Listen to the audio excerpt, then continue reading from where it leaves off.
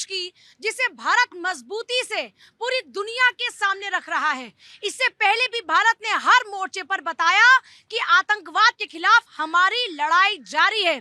Quad, जहां Bharat, America, Japan, Australia से देश हैं, चीन का जब आप लगातार देख रहे हैं कि किस तरीके से पूरी दुनिया में चर्चा होती है, जब उनको लेकर बात होती है, तो उस मौके पर क्वाड की इंपॉर्टेंस और ज्यादा बढ़ जाती है।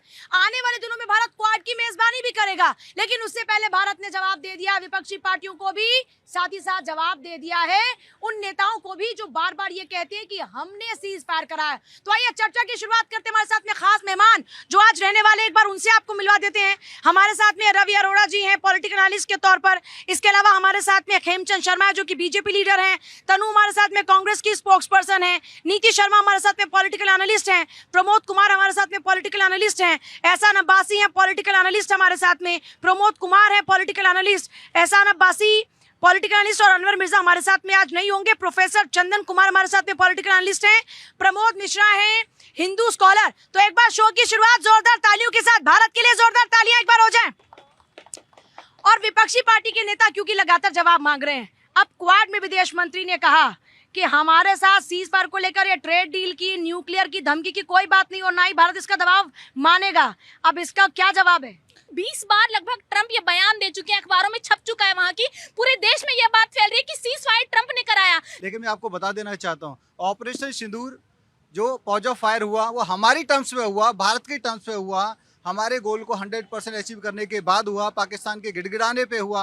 ये हमारी सेना ने ब्रीफिंग में सबसे पहले यहाँ पे बताया। आदरणीय प्राइम मिनिस्टर मोदी जी ने रैली में ये सबके सामने रखा। आदरणीय प्राइम मिनिस्टर मोदी जी ने भी इसको रिपीट किया। हमारे फॉरेन सेक्रेटरी ने रिपीट किया। उन्होंने ऑफिशियल स्टेटमेंट दी कि आदरणीय प्राइम मिनिस्टर मोदी जी की जो ट्रंप के साथ बातचीत हुई थी उसमें साफ हो गया था कि हमारा जो बायलैटरली डिस्कशन हुआ, जब पाकिस्तान गिड़गिड़ाया उसके बाद ही हम लोगों ने पॉज ऑफ फायर किया। सीक्वेंस ऑफ इवेंट क्या थे कि अमेरिका के पास पाकिस्तान पहुंचा, जब घबरा गया था, पिट गया था बुरी तरीके से, जब हमारे सेना ने उनका इंफ्रास्ट्रक्चर बर्बाद कर दिया था कि भाई सीज फायर करा दो नहीं तो हम बर्बाद हो जाएंगे। तो अमेरिका के जो उपराष्ट्रपति उन्होंने फ़ोन किया, भारत से कहा कि पाकिस्तान बहुत बड़ा अटैक भारत पे करने वाला है। तो भारत ने कहा करने दो, हम डबल इंटेंसिटी से उसको मारेंगे, और हमने डबल इंटेंसिटी से उसको मारा। फिर जब उसको लगा कि नहीं भारत नहीं, फिर दोबारा गया तो वहाँ के NSA से बोला कि भाई आप कुछ करिए। तो NSA ने हमारे NSA को फ़ोन किया कि भाई क्या करें, पाकिस्तान अब कह रहा है कि हम सीज फायर करना चाहते हैं, हम पॉज ऑफ फायर करना चाहते हैं, हम लड़ाई को आगे नहीं ले जाना चाहते। उन्होंने कहा ऐसा है तो उनको बोलिए पाकिस्तान हमारे DGMA को फ़ोन करे, हाँ। तो ही हम उस पर विचार करेंगे, नहीं तो हम विचार नहीं करेंगे। कितनी बड़ी कूटनीतिक जीत है? देखिए, इसमें दो राय नहीं है कि भारत अब बहुत आगे बढ़ गया है, और ये निश्चित रूप से ये बहुत बड़ी जीत है।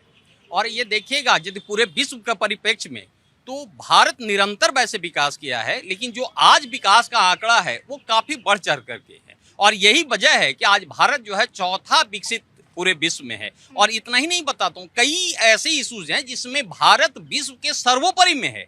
जैसे अब कल्चर में आप लेते हैं, कस्टम में लेते हैं, वो भारत का आज कांग्रेस को भरोसा क्यों नहीं होता? देखिए, ये पॉलिटिकल इशू है। यदि कांग्रेस या निश्चित रूप से जो दूसरा पक्ष होगा वो तो दूसरे को कड़वा कड़वा थू थू करेगा। जब देश की जब बात आएगी तो देश के मुद्दों पर तो कम से कम आपको ऐसी बात रखनी चाहिए ना जो देश के कद को नीचे ना करे। निश्चित रूप से ये तो सोचना चाहिए, विवेक का है, ये विवेक का अधिकार है। और यदि इस तरह का विवेक का उपयोग नहीं करते हैं तो मैं समझता हूँ भारत की जनता इसी को देख रही है। किस तरह से देखते हैं भारत के इस मजबूत पक्ष को? देखिए, अगर मैं अभी इस पे बात कर रहे हैं जैसे कि ट्रंप क्वाड में बोला जयशंकर ने, तो इसमें मैं अगर ट्रंप की बात करूंगा, और ट्रंप का साथ पाकिस्तान दे रहा है इसलिए क्योंकि ट्रंप को विश्व नोबेल शांति पुरस्कार चाहिए और पाकिस्तान को आर्थिक मदद चाहिए IMF से, तो उसका सपोर्ट कर रहा है। और बीजेपी का जहाँ स्टैंड है कि बीजेपी चाहती है कि नहीं, ये हमने अपने स्टैंड, और हमारा स्टैंड था, हमारा DGMO का पाकिस्तान से फ़ोन आया, उसके बाद हमने युद्ध विराम किया है। तो एक मैं इसको अलग तरीके, एक आर्थिक परिप्रेक्ष्य में जो बात कर रहे हैं ट्रंप की व्यापार के आर्थिक परिप्रेक्ष्य की बात नहीं, मैं भारत की बात जानना चाहती हूँ आपसे। भारत की बात कितनी मजबूत लगती है? भारत की बात मजबूत है। भारत के तरफ से जो स्टैंड लिया गया था, ऑपरेशन सिंदूर जो था, वो भारत के जो धार्मिक उन्माद फैलाने की कोशिश आतंकवादियों के द्वारा जो किया गया था, उसका करारा जवाब दिया गया था भारत के तरफ से, और ये सही था। और भारत का स्टैंड मजबूत है। उसका जो नेतृत्व करता है वो अपनी मजबूती से अपने देश के लोगों का प्रतिनिधित्व और उसकी जो भावना है उसको अंतर्राष्ट्रीय पटल कैसे आईना दिखाने का फिर से प्रयास किया भारत ने? देखो यही नहीं नया भारत है। एक तरफ जब टेरर और टॉक्स पैरेलल चलती थी कांग्रेस के राज में, आज स्पष्ट डिसीजन लेके प्रिसाइज अटैक हमने किया है। एक मोदी जी का वचन है कि ये वॉर का जोन नहीं है, ये युद्ध का काल नहीं है, लेकिन पैरेलली हम ये बोल रहे हैं कि आतंकवाद के खिलाफ जीरो टॉलरेंस है। मोदी जी से नफरत करते करते इनको भारत और भारत के जो अभिभावक जो भारत को विश्व पटल पे एक गौरवपूर्ण स्थिति पे लेके जा रहे हैं, वो भी इनके लिए यूजलेस हो गए, क्योंकि इन लोगों के लिए केवल परिवारवाद और पार्टी ही ऊपर है, देश सर्वोपरि नहीं है। लेकिन भारतीय इस समय जो व्यवस्थाएं हैं, जो इंटरनेशनल हमारा फॉरेन मिनिस्ट्री है, चाहे क्वाड हो चाहे और विदेश के प्लेटफॉर्म हो, स्पष्ट रूप से बोल दिया गया है कि हमारे लिए टेरर जो है और टेररिज्म जो है वो बिल्कुल हम उसको बर्दाश्त नहीं करेंगे। और बायलैटरल टॉक हुई है, पाकिस्तान और कश्मीर का मुद्दा हमारा पर्सनल मुद्दा है, इसमें हम कोई म्यूटेशन हम बर्दाश्त नहीं करेंगे। तीसरी चीज, विश्व पटल पर जो प्रोएक्टिवली हम डिप्लोमेटिकली स्ट्रेटेजिकली हम जो अपने आप को इम्प्लांट कर रहे हैं हर मंच पर, कि आप चाहे हमने डेलीगेशंस भेजी हैं, चाहे हम क्वाड में सामने विदेश मंत्री अमेरिका का भी है, उसको स्पष्ट रूप से बोल दिया है कि कोई टॉलरेंस नहीं होगी। टेरर करने वाले और टेरर से पीड़ित देश एक कैटेगरी में नहीं गिने जाएंगे। टेरर और पाकिस्तान की सरकार और पाकिस्तान की आर्मी एक ही सिक्के के दो पहलू हैं, इस चीज को क्लियर किया गया है। और उसके बाद जिस प्रकार से ऑपरेशन सिंदूर में बहुत 100% एक्यूरेसी के साथ, प्रिसाइज, बिना कोलैटरल डैमेज के साथ ये किया गया है, तो भारत की जो प्रोएक्टिव डिप्लोमेटिक पॉलिसी है, और भारत आज नाव की छाया के अंडर नहीं है, विश्व को छाया दे सकता है। क्वाड नेशनल सिक्योरिटी और इंडो पैसिफिक सिक्योरिटी के लिए बना है, चाहे हमने कोविड वैक्सीन के थ्रू सिक्योरिटी सहायताएं दी हो, चाहे हमने जरा जनता के पास आते हुए, भारत का पक्ष कितना मजबूत है? भारत का पक्ष मैम बहुत मजबूत है। भारत ने इजराइल से बहुत शिक्षा ली है, क्योंकि भारत जैसे एक छोटा सा देश इजराइल, और उसने 57 देशों को भी नाक को चने चबा दिए, उससे भारत ने इतना कुछ सीखा है कि अब पर हम किसी के नाक को चने तो नहीं चबाते। भारत ने तो कभी भी नहीं ये कहा कि हम किसी को दबाने की या किसी का हक छीनने की कोशिश करेंगे। लेकिन भारत पहले छेड़ता नहीं है, लेकिन इजराइल से हमने कुछ ऐसा नहीं सीखा। हमने स्पष्ट तौर पर, भारत की अपनी नीति है, इजराइल की अपनी नीति है, सर वो दोनों अलग है। मैं ये जानना चाह रही हूँ कि भारत की कूटनीति कितनी मजबूत नजर आई? भारत की कूटनीति बहुत मजबूत है। क्या अंकल? भारत शांति प्रिय लेकिन मजबूत देश है।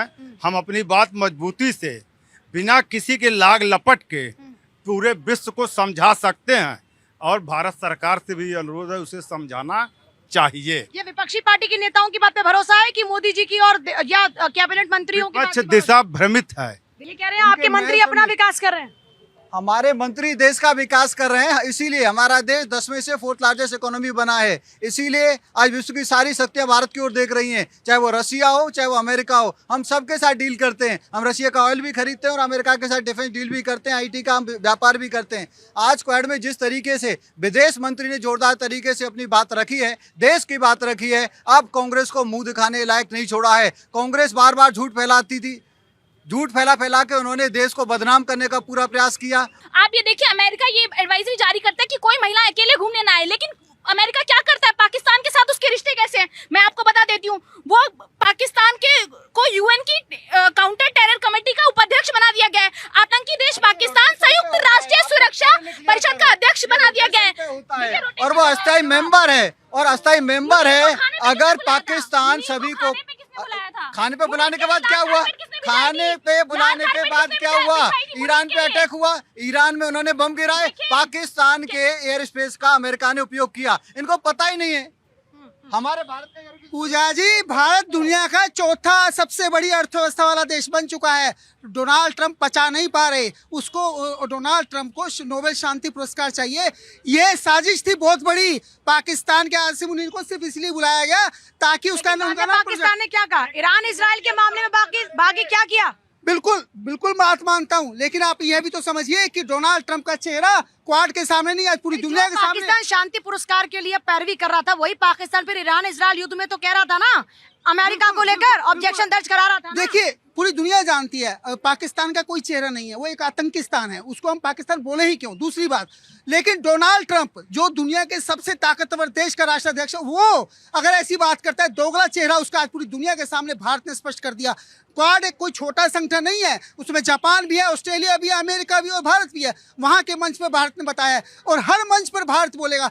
भारत ने घर में घुस के मारा है, पाकिस्तान के डीजीएमओ ने फोन किया था, क्योंकि भारत युद्ध नहीं चाहता, भारत चाहता था आतंकियों को खत्म करना। पाकिस्तानी सेना ने हमला किया तो उनके घर में घुस के मारा और इतना डैमेज किया कि वो पचा नहीं पा रहे। लेकिन कहीं ना कहीं आप समझिए, आज पाकिस्तान अपने जिस प्रकार से उसकी ठुकाई भारत ने की है, आज उसको पूरी दुनिया ने देखा है। आज पूरे आम आदमी क्या सोचता है इस बारे में? देखिए, इस देश में जब से मोदी जी आए हैं, योगी जी आए हैं, देश बल्ले बल्ले कर रहा है। शांति से सो रहे हैं हम लोग, शांति से जी रहे हैं, घूम रहे हैं, कोई दिक्कत नहीं है। ये तो यहाँ बम वहाँ बम फट रहा है, वहाँ मर रहे हैं। आज देश को जरूरत है मोदी जी जैसा आदमी को और योगी जैसा। योगी जी होते तो सिंदूर नहीं होता, तंदूर होता।